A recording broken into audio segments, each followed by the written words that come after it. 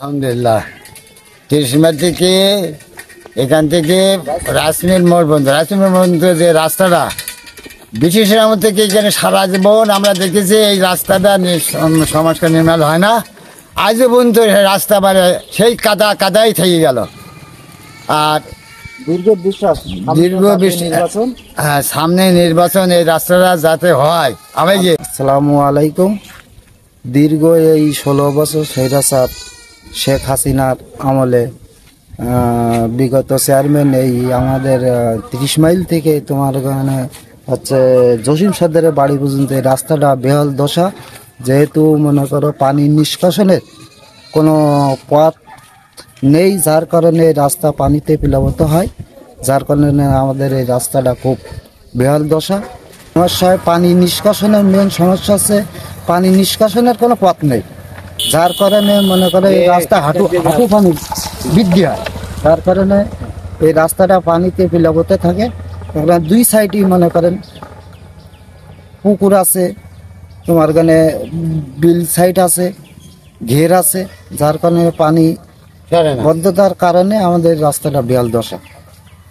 এই রাস্তাটা খালি ভ্যান, আমরা যে একটা ভ্যানে এখান থেকে 30 মাইল মোড় কিংবা সাতক্ষীরা কিংবা পাটকিলকাটা খুলনা সাতক্ষীরা যাব, আমরা একটা ভ্যানে যানবাহনে যাব, আমরা একটা ভ্যানও পাই না। ইনতে কয়েকদিন আগে এখান থেকে 5-6 দিন আগে একটা ট্রাক আছে, বালুর ট্রাক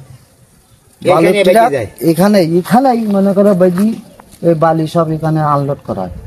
এই যে একটা মানুষের এই যে একটা দুর্ভোগ, এই দুর্ভোগে মানে এই রাস্তার জন্য খুব ভোগান্তি, যার কারণে খেয়াল গত বছর কয়েকটা মানে আবলা খোয়াটা দিয়েছিল, কিন্তু আবার এই বছর যে বৃষ্টি মৌসুমকালে এই যে বৃষ্টিতে পানি বাঁধার কারণে এই রাস্তাটা মানে আবার কিছু কিছু জায়গায় ভর্তি হয়ে গেছে। দেখেন নগরকাটা ইউনিয়নের সাবেক চেয়ারম্যান মোহাম্মদ মহব্বত আলী সর্দার, তার সহযোগিতায় গত বছর যে হচ্ছে নদী বাঁধের কারণে রাস্তা এই এলাকা জলবদ্ধতা হওয়ার কারণে পানি সরাত নিষ্কাশনের তিনি বহুত ভূমিকা রেখেছেন।